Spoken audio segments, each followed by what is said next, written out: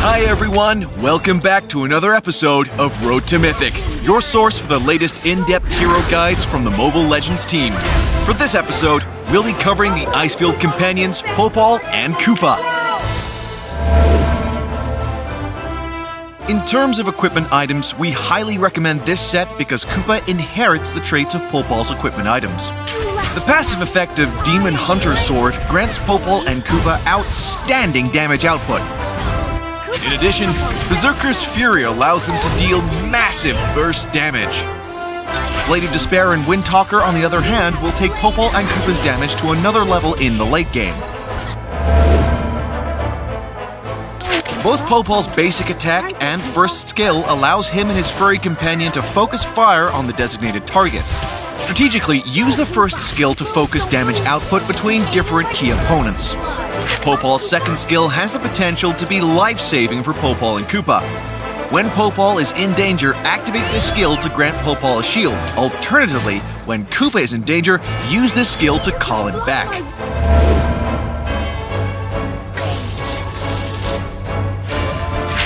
During the laning phase, Popal and Koopa can easily outperform their opponents. Try to first cast their first skill so that Popal and Koopa lock onto one target, focusing damage output.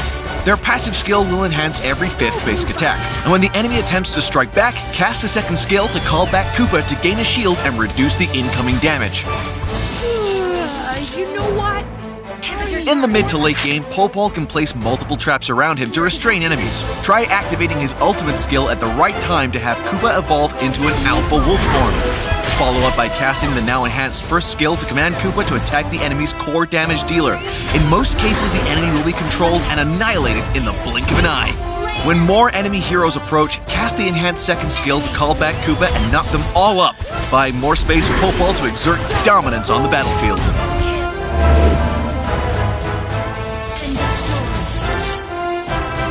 Popal and Koopa are a very strong pair in the early game.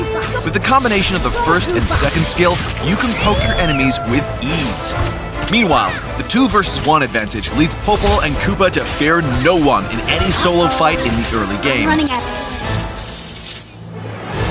As a marksman that does not have any blink skills, Popal and Koopa can be an easy target during the late game. Make sure to place Popal's traps wisely by predicting enemy movements. When the time comes, activate Popal's second skill to knock enemies into the air. This is a good way to either become more effective during team fights or to give Popal and Koopa a chance to run away. And that's all for this episode. Stay tuned for more insightful guides from Road to Mythic as you climb the ranks. Until next time, we'll be seeing you in the Land of Dawn. Download for free Mobile Legends Bang Bang.